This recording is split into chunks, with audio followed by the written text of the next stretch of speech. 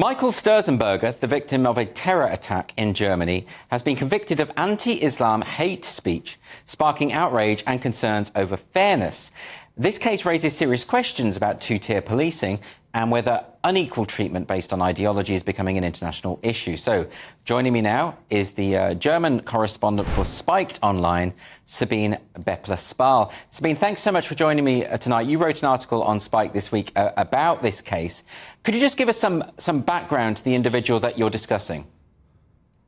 Well, yeah, thank you for inviting me tonight. Michael Sturzenberger is actually not that well known. He's fairly famous as a critic of radical Islam. He says he only criticizes political Islam. He used to be fairly mainstream, actually a member of the German conservatives. But he says he became he began to look very critically at Islam after his friend died in the 2008 Mumbai bombing terror attack. And he then left the Conservative Party. He started campaigning against Islam. He says political Islam is a threat to Europe. He founded an organization. He's now on the board of an organization called Pax Europe. They've been doing stands throughout Germany, in German cities. He's been talking to people on megaphones. He's told them that Islam is not so much a religion, but a political ideology, that most crimes have been committed by Muslims.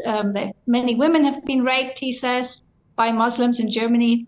And because of his activities, he's had several problems, several confrontations with the police and with the German law. The German legal system is very, very repressive to what it deems to be hate speech. And because of one of his activities in 2020, he was charged for enticing, what was called enticing violence and race hatred. So he's been prosecuted for incitement to violence, but he himself was stabbed. That's correct. That was then in May this year, 2024. We had a terrible terrorist incident involving his organization and his group. 6 people were injured during one of his rallies by an Afghan asylum seeker who just sort of came and up to them and stabbed them out of the blue. 6 people were injured and 1 policeman was killed. So just to be clear, so they were the victims of the terrorist attack, this group, Pax Europe. Yeah. So I just want to ask about this because obviously some of the things that he might be saying and that the group might be saying will cause offence, inevitably, because they're attacking someone's belief system, they're criticising a belief system. But surely the criticism of any belief system, whether that be a religion or a political ideology, shouldn't be a matter for the German state, should it? No. You might imagine that the German state would defend him against attacks from radical Islamists and defend his right to say what he believes is right. But that's not what they've been doing. So the case, he's been convicted. That case goes back to a time before he was actually stabbed, and he's actually already been convicted to 6 months in prison.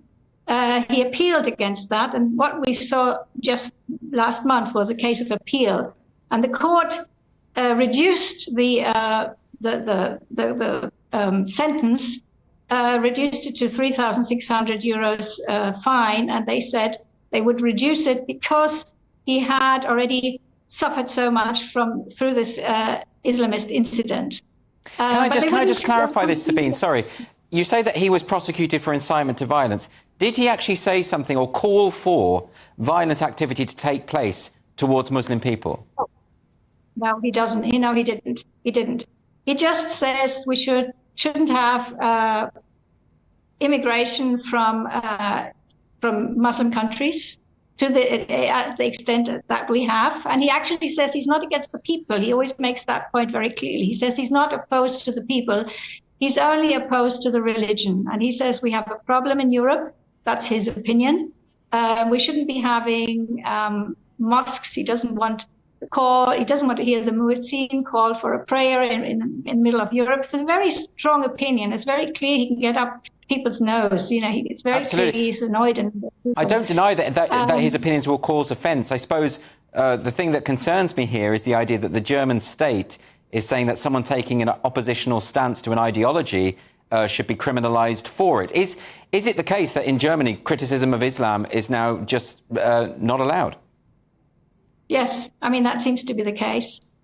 I mean, the German courts would say criticism of Islam, as long as it's reasonable, as long as it's still peaceful, we might allow that. But Germany's enticement to violence and race hatred law goes very, very far, as you can see.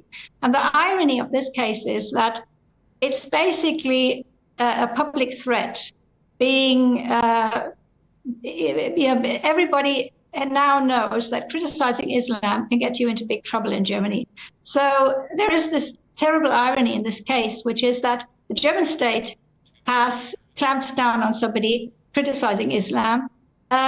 And an Islamist murderer has also tried to silence him through murder. So, he's being squeezed from two sides. He's under threat from Islamist radicals, and he's also under threat from the German state. But acknowledging the problem shouldn't be an issue. I mean, we had the Berlin chief of police telling gay people and Jewish people not to be overtly gay and Jewish in Berlin in certain areas where Arab immigrants predominate.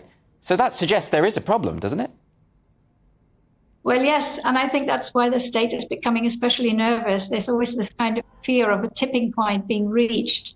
There's this idea that, we're going to try and muddle through. We're going to try and keep things as stable as we can. But with problems growing, with more and more people getting restless, so this is the main point of contagion, which is why he's seen as such a terrible dissident. So if he was talking about something else, nobody would care. But because he's talking about an issue which a lot of people are very concerned about, and because he's giving voice to people's fear of an increase of Muslim immigration, I think he's being vilified. I think he's being picked on. I think it's as simple as that. It's almost like he's not only voicing an opinion, he's attacking the very fundamentals of the state, Well, I would he's say attacking... Absolutely, Sabine. I'm sorry we're out of time, but I would say that, the idea that gay people and Jewish people should keep themselves hidden, that's been said in Berlin before. There's a kind of chilling precedent here. Anyway, Sabine, thanks very much for joining me tonight. Really appreciate it. Let's move on now to this video. It's just coming now. Migrants, illegal or legal, they weren't responsible for austerity. That was the Conservative government. Migrants and illegals were not responsible for Brexit. Migrants and illegals were not responsible for Liz Truss's failure as leadership. And don't forget, because those populist policies in the 30s, a certain Adolf Hitler was elected. And if we follow the same rhetoric, the same blaming of migrants, we will go in the same way. And the future of that path is very, very bleak.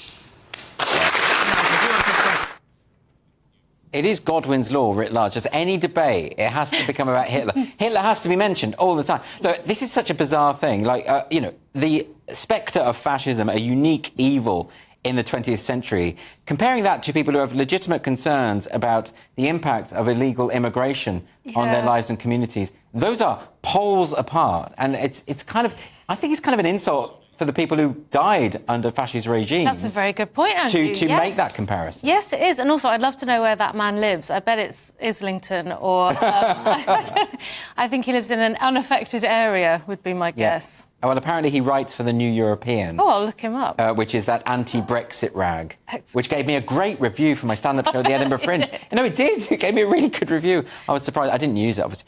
So what do you think about that? Well, it's people who think that they're better than us. It's the arrogant left. The left are arrogant. He thinks he's... first of all, the Nazis had nothing to do with immigration, really. Germany wasn't an immigrant country at the time. It was like 99% German and a few Jews. But does he really believe... I mean, look, the Nazis were about ethnic purity, this idea of an Aryan race.